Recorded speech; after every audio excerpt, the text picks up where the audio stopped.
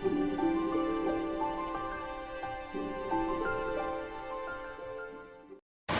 दोस्तों, welcome back to my channel. कैसे हैं आप सब? आई होप आप सभी अच्छे होंगे, खुश होंगे और अपनी पढ़ाई कर रहे होंगे।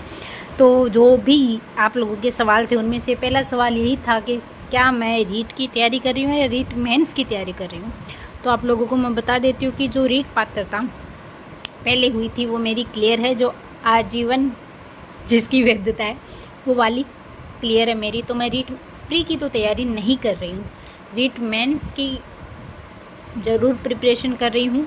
और अभी जो रीट पात्रता से रिलेटेड कुछ बातें हैं जो मेरे वक्त पर मैंने पात्रता दी थी तब गलती की थी, और मैं नहीं चाहती कि वो गलती आप लोग भी दोहराएं या करें, ठीक है। क्योंकि हो सकता है किसी ने ये गलती की और किसी से ये हो जाए।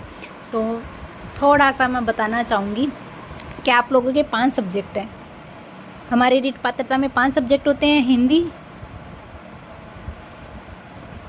लैंग्वेज में आप इंग्लिश या फिर इंग्लिश और संस्कृत में भी कुछ भी ले सकते हैं, ठीक है।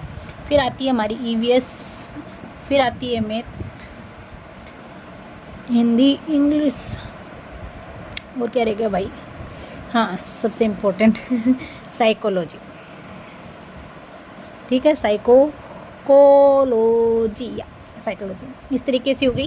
तो ये हमारे फर्स्ट। अब इनमें से मैं 2 चीज़ें आप लोगों को बताना चाहूँगी कि जो भी फर्स्ट टाइम रीट पात्रता दे रहे हैं स्पेशली उनको बताऊँगी, क्योंकि अगर जिन्होंने पहले दी है या तो उनकी क्लियर होगी, या फिर अगर वो कुछ 1-2 नंबरों से भी अगर रह चुके हैं तो उन्हें पता होगा कि किस तरीके से पढ़ना है, किस तरीके से नहीं पढ़ना है। पर जो पहली बार दे रहे हैं शायद उन्हें नहीं पता, इसलिए मैं बता देती हूँ कि अधिकतर हम हिंदी को तो लेती हैं, चाहे वो फर्स्ट लैंग्वेज में लो या फिर सेकंड लैंग्वेज में लो। इन दोनों में से हम एक लैंग्वेज में हिंदी को लेते ही हैं।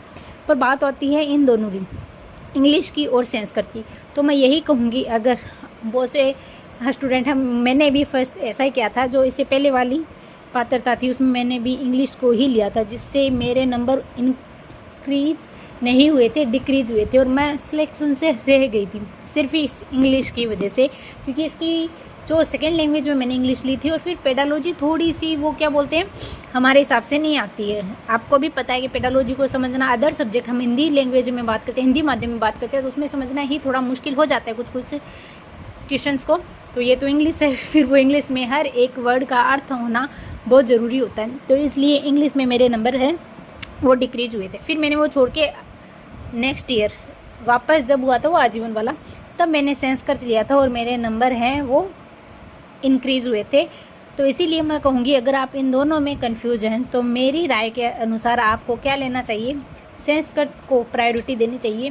क्योंकि मैं मानती हूँ मैंने भी 10th तक की संस्कृत पढ़ी थी, उसके बाद में मैंने भी संस्कृत नहीं पढ़ी, पर मैंने संस्कृत की तैयार किया था। पहले आपको पता है मैंने इंग्लिश से पेपर दिया था, इंग्लिश से देने के बाद में मैंने संस्कृत को भी पढ़ा, पर मैंने इंग्लिश और संस्कृत दोनों पढ़ी हुई है। तो मैं ये बता सकती हूँ कि ये लैंग्वेज हार्ड है।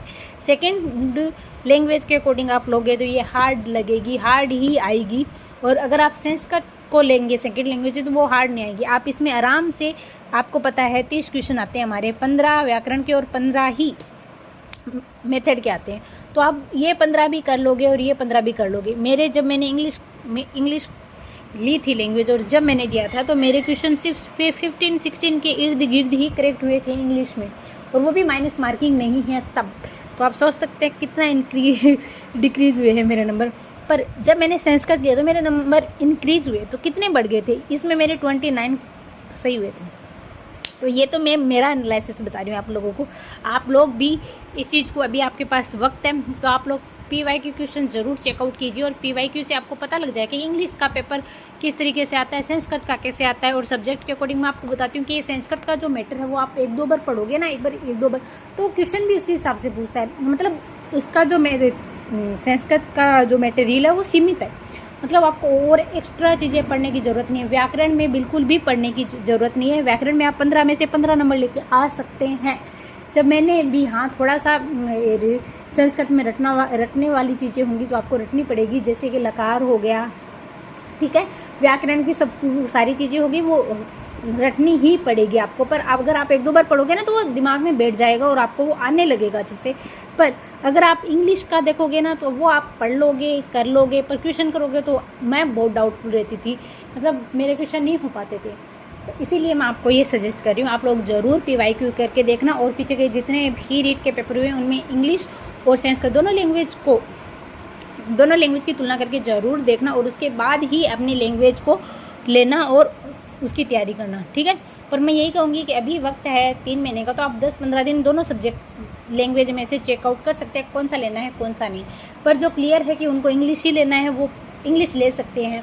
जिनको इंग्लिश अच्छी लगती है, इंग्लिश अच्छे समझ में आती है, या फिर जिनके स्कूल 11th-12th में इंग्लिश रही है वो ले सकते हैं आराम से, उसमें कोई दिक्कत नहीं है। फिर बात करती हूँ EVS की। देखो EVS में 30 क्वेश्चन आएंगे, 15 तो हमारे वो जो मेथड के आएंगे वो आएंगे, और 15 अलग से आते हैं वो आएंगे। पर इसमें भी जो मेथड वाले हैं वो आप कर लोगे, और ये जो 15 आएंगे इसमें भी आपको मैं यही कहूँगी कि 15 में से 9 के इर्द गिर्द हो जाएंगे सही। क्यों कह रही हूँ मैं ऐसा, क्योंकि कुछ क्वेश्चन ऐसे होंगे जो आपको आउट ऑफ सिलेबस लगेंगे, कुछ ऐसे होंगे जो अलग से वो उठा के भी देंगे, क्योंकि ये EVS है, ये कहीं से भी क्वेश्चन दे सकते हैं। ये NCERT से भी लेके आ सकते हैं, बच्चों वाली बुक होती है उनमें से भी लेके आएंगे। और जो EVS का सिलेबस है वो बहुत ज़्यादा है, सब कुछ मिक्स किया हुआ है इस वजह से। फिर साइक्लोमैथ को तो आपको पता ही है, वो पढ़ना ही है आपको, और साइकोलॉजी में भी वो है, वो पढ़ना है। तो बस ये 2 ही चीज़ें थी जो मुझे आपको बतानी थी। और एक चीज़ और बताऊंगी,